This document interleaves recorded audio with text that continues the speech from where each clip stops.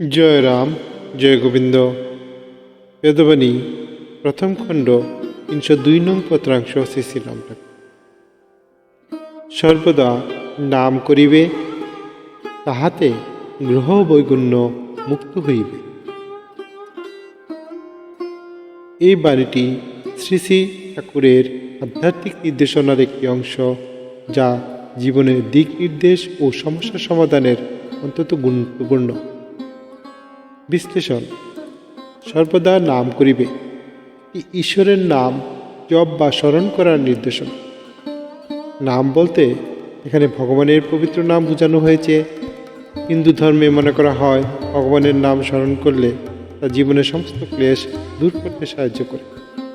উদাহরণ: রাম নাম, কৃষ্ণ নাম, শিব নাম, অন্য যে কোনো নাম, পবিত্র নাম এবং গুরুপ্রদত্ত নাম।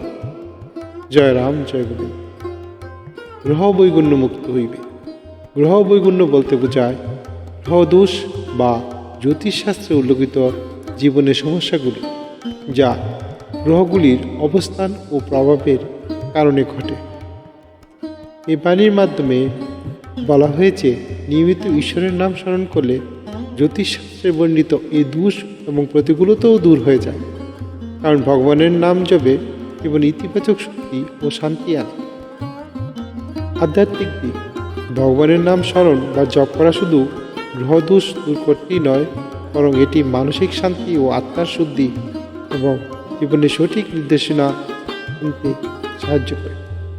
নাম জপ বা নাম কীর্তন হল এক ধরনের সাধনা, যা অন্তরের ভক্তিকে জাগ্রত করে এবং আমাদের ঈশ্বরের সান্নিধ্যে নিয়ে যায়। বাস্তবে প্রয়োগ: নিয়মিত নাম জপ করা, দিনে কিছু নির্দিষ্ট সময়ে ভগবানের নাম স্মরণ করা। উদাহরণ: সকাল বিকেলে নাম জপ করা, কোনো নির্দিষ্ট মন্ত্র বা সূত্র পাঠ করা, বা গুরুপ্রদত্ত নাম সঠিকভাবে সঠিক সময় করে সবসময় নেওয়া। আনন্দ এবং বিশ্বাসের নাম স্মরণ করা। নাম জপ করার সময় অন্তরে ভক্তি এবং ভগবানের প্রতি বিশ্বাস রাখতে হবে। প্রতিদিন জীবনের অনুশীলন, এটি জীবনের এক ধরনের শৃঙ্খলা আনে এবং আমাদের মনকে নিয়ন্ত্রিত ও ইতিবাচক রাখে। জয় রাম, জয় গোবিন্দ। গুরুর কৃপা জগতের সব মঙ্গলময় হোক। Thanks for watching. Please like, share and subscribe.